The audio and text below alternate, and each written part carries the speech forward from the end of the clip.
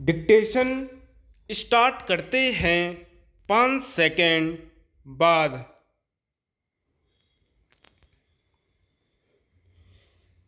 Supreme court को धन्यवाद।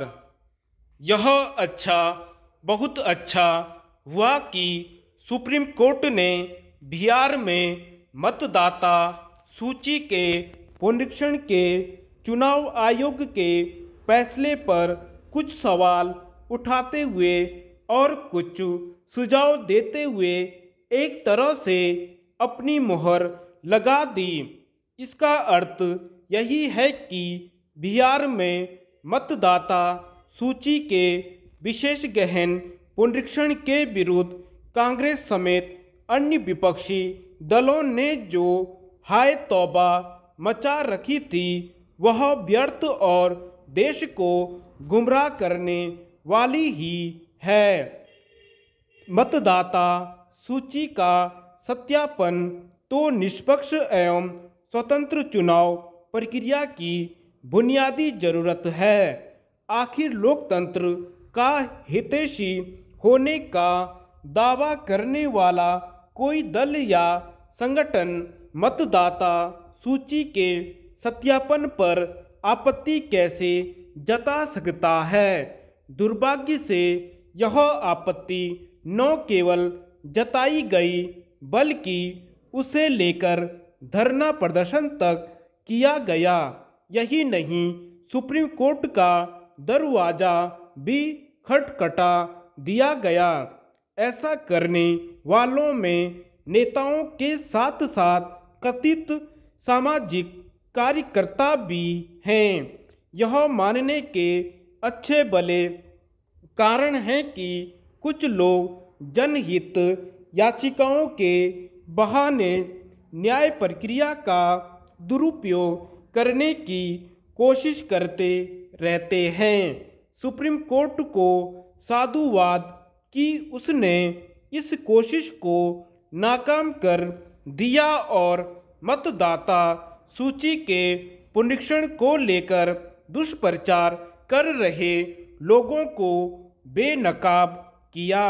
Supreme court की टिप्पणियां यह बताती हैं कि मतदाता सूची के पुनरीक्षण का विरोध करने वालों के इरादे नेक नहीं थे और वे कहीं न कहीं यह चाह रहे थे कि मतदाता सूचियों में गड़बड़ी बनी रहे।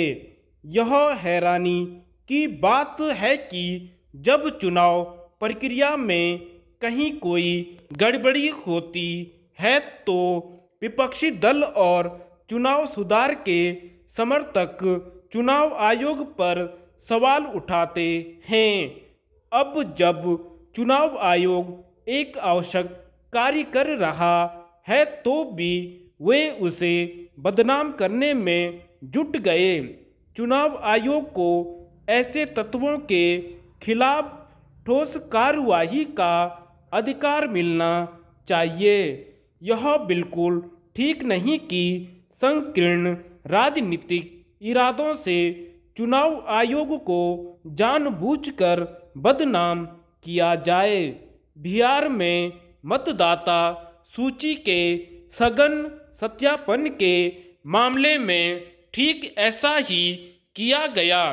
उचित यह होगा कि सुप्रीम कोर्ट चुनाव आयोग को आवश्यक अधिकार देने के बारे में विचार करें।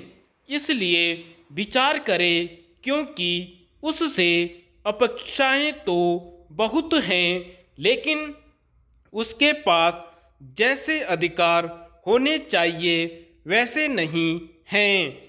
इसके चलते कई राजनीतिक एवं चुनाव सुधार अटके पड़े हुए हैं।